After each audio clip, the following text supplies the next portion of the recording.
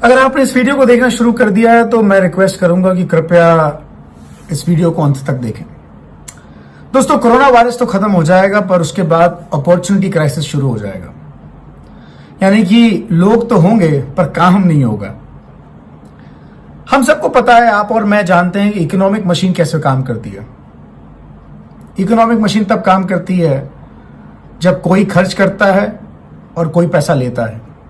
यानी कि कोई स्पेंड करता है, किसी के पास पैसा आता है, एक्सचेंज ऑफ गुड्स होता है और तब इकोनॉमिक मशीन काम करती है। हमें पता है कि पिछले 2 महीने से देश में सारे ट्रांजैक्शंस बंद हैं, सारे मेजर ट्रांजैक्शंस बंद हैं। ना कोई पैसा दे रहा है, ना कोई पैसा ले पा रहा है और इसकी वजह से पूरी इकोनॉमिक मशीन ठप पड़ी है। पूरे इंडिया की नहीं, पूरे हिंदुस्तान की नहीं, सिर्फ इंडिया की हम बात क्यों करें, पूरी दुनिया की इकोनॉमिक मशीन ठप पड़ी हुई है। इस बात के लिए सब चिंतित हैं। मंदी आ चुकी है। कोई कह रहा है कि वर्ल्ड वॉर 2 के बाद की मंदी सबसे बड़ी ये मंदी है।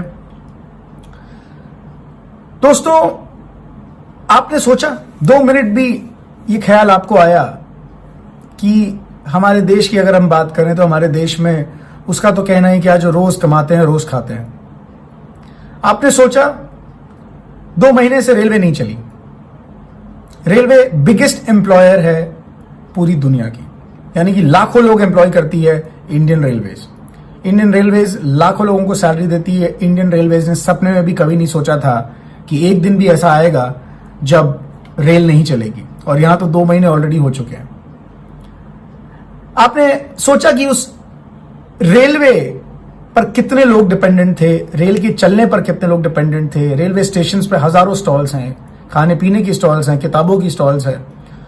रेलवे स्टेशन के बाहर कई ऑटो वाले हैं, रेलवे स्टेशन के बाहर कई रिक्शे वाले हैं। रेलवे स्टेशन पे, रेलवे के अंदर, ट्रेन के अंदर भीख मांगने वाले कई लोग हैं। ट्रेन के अंदर जाके छोटे छोटे बच्चों के खिलौने बेचने वाले बहुत लोग हैं। आपने सोचा कि वो एयरपोर्ट पर जब हम जाते हैं, हमारा लगेज उठाने वाला एक छोटा सा कर्मचारी, कितने सारे लोग हैं वो। आपने सोचा एयरपोर्ट को साफ करने वाला वो हाउसकीपिंग स्टाफ के बारे में। आपने सोचा 5 स्टार होटल में हाउसकीपिंग करने वाले के बारे में। आपने सोचा वो छोटा सा होटल जो 15-20 कमरों का है उसके मालिक के बारे में। अब कोई ट्रैवल नहीं करने वाला लंबे समय तक, कितने सारे होटल्स पूरे देश में हैं। कोई बाहर खाना खाने से डरेगा, कोई किसी टूरिस्ट प्लेस पे या भीड़भाड़ वाले इलाके में जाने से डरेगा। आपने सोचा वो ताजमहल में जो हम पहले उतर जाते हैं और उसके बाद हम एक रिक्शे से ताजमहल तक पहुंचते हैं, पार्किंग से ताजमहल तक, और उन रिक्शे वालों का क्या होगा। आपने सोचा वो इतनी सारी टूरिस्ट प्लेस हैं पूरे देश में, इतनी सारी टूरिस्ट प्लेस पे इतने सारे गाइड हैं, उन गाइड का क्या होगा। आपने सोचा कि मॉल में छोटे छोटे कियोस्क बाजार लगते हैं। देश में हमारे हफ्ते में एक दिन संडे बाजार लगता है, किसी दिन बुधवार को बाजार लगता है। वो छोटे ठेले वालों का सोचा, कितने सारे हमारे छोटे खाने पीने का ठेला लगाने वाले लोग हैं, जो कोई पानी पूरी बेचता है, कोई कुछ खाने का सामान बेचता है, कोई कुछ बेचता है। दोस्तों, ये वो लोग हैं जो अच्छा कमाते थे, उनको रोजाना की कमाई की चिंता नहीं होती थी, वो महीने का एक अच्छा अमाउंट कमा लेते थे, पर उनकी रोजी रोटी अब खत्म हो गई। आपने सोचा उन लाखों ओला और उबर के कैब ड्राइवर्स के बारे में जो 15-20 हजार रुपए महीने का बनाते थे, जिन्होंने 2 महीने से कुछ नहीं बनाया, उनकी गाड़ी की ईएमआई उनको देनी है, उनका घर उनको चलाना है। टूरिज्म बंद होने से एयरलाइन इंडस्ट्री पे फर्क आएगा, रेलवे इंडस्ट्री पे फर्क आएगा, और उसकी वजह से न जाने लाखों परिवारों के आय पर फर्क आ चुका है और आने वाला है आने वाले समय में। पूरी दुनिया में बड़े बुरे हालात हैं। हर जगह ये बातचीत चल रही है, बड़ी बड़ी कंपनियों में ये बातचीत चल रही है कि अच्छे अच्छे एम्प्लॉइज जो वेल एजुकेटेड हैं उनकी भी नौकरियां जा रही हैं। बड़ी बड़ी कंपनीज को ले ऑफ करना पड़ रहा है, और प्रोजेक्शन तो ये कहता है कि हर 5 में से 4 व्यक्ति की नौकरी जाने का खतरा बन चुका है, और करोड़ों लोग ऑलरेडी अपनी नौकरी खो चुके हैं। दोस्तों, इस समय यदि एक चीज है जो बंद नहीं हुई है तो वो है साबुन से हाथ धोना, साबुन से नहाना, शैम्पू करना, चाय पीना, कॉफी पीना, घर में पोछा लगाना। अब तो पोछा मर्द भी लगा रहे हैं, क्योंकि महिलाएं हमारी माताएं बहनें कब तक काम करेंगी।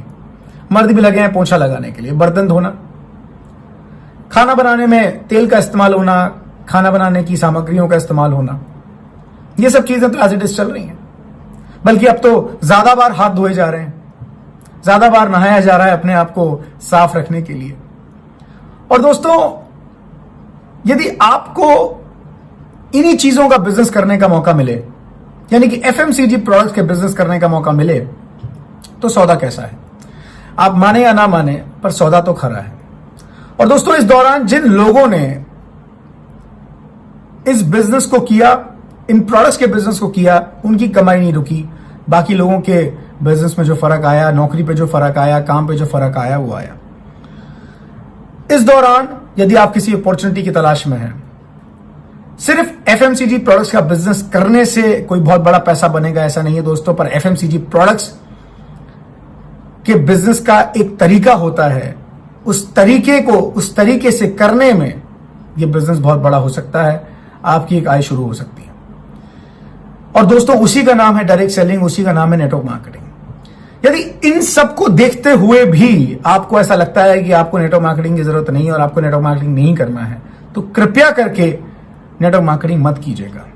पर अगर आपको ऐसा लगता है कि नहीं, मुझे एक एक्स्ट्रा सोर्स ऑफ इनकम की जरूरत है, तो दोस्तों, आपको नेटवर्क मार्केटिंग की जरूरत है, आपको डायरेक्ट सेलिंग की जरूरत है। एक सही कंपनी के साथ आप इस बिजनेस की शुरुआत करें, और मैं आपको यह दावा कर सकता हूं कि आप इतना पैसा बना पाएंगे कि आपको लाइफ में फाइनेंशियल सिक्योरिटी की चिंता नहीं करनी पड़ेगी। आपको लाइफ में इनकम आपकी बंद हो जाएगी, इस चीज की चिंता नहीं करनी पड़ेगी। आपको लाइफ में ये चिंता नहीं करनी पड़ेगी कि जब सब कुछ खत्म हो जाएगा तो मैं क्या करूंगा। पर फिर भी आपको ये सब कुछ देखते हुए लगता है कि नहीं नहीं नहीं नहीं नहीं नहीं नहीं, नहीं, नेटवर्क मार्केटिंग मुझे नहीं करनी है, तो फिर ये बात बिल्कुल सही है कि नेटवर्क मार्केटिंग आपके लिए नहीं है। नेटवर्क मार्केटिंग तो हमेशा चलेगी, कभी रुकने वाली नहीं है, आप करें या ना करें। नेटवर्क मार्केटिंग कॉन्सेप्ट आपके नहीं करने से खराब नहीं हो जाता।